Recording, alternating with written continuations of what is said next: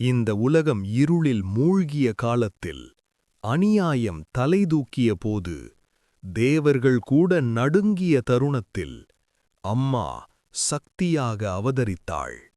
அவளே ஆதிபராசக்தி, அவளே துர்க்கை, அவளே காளி, அவளே மாரியம்மன்.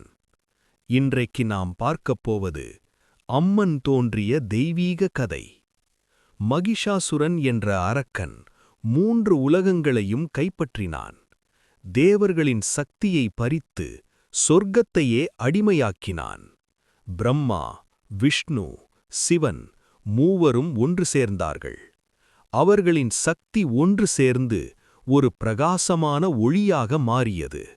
அந்த ஒளியிலிருந்து ஒரு பெண் உருவம் தோன்றியது. அவளே அம்மன். சிவன் திரிசூலம் அளித்தார். விஷ்ணு சக்கரம் கொடுத்தார்.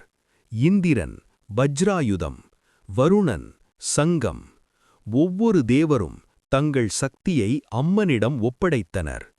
சிங்கம் ஏறி வந்தாள் சக்தி. அவள் கண்களில் நெருப்பு, அவள் சுவாசத்தில் பிரபஞ்சம்.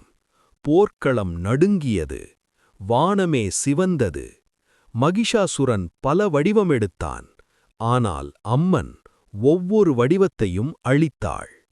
இறுதியில் ஒரே அடி, அரக்கன் வீழ்ந்தான். அந்த நிமிடம் உலகம் நிம்மதி பெருமூச்சு விட்டது. அதன் பிறகு அம்மன் மக்களுக்கு தாயாக மாறினாள். நோய் வந்தால் மாரியம்மன், பயம் வந்தால் காளியம்மன், செல்வம் வேண்டினால் மகாலட்சுமி, ஞானம் வேண்டினால் சரஸ்வதி.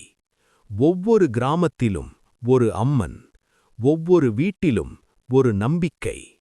அம்மன் என்பது சிலை அல்ல, அவள் நம்முள்ளிருக்கும் சக்தி. நம்பிக்கை வைத்தால் நம்மை காக்கும் தாய். இந்த வீடியோ உங்களுக்கு பிடித்திருந்தால் அம்மன் பெயரை காமெண்ட்ல எழுதுங்க, ஷேர் பண்ணுங்க, சப்ஸ்கிரைப் மறக்காதீங்க. ஜெய் அம்மா.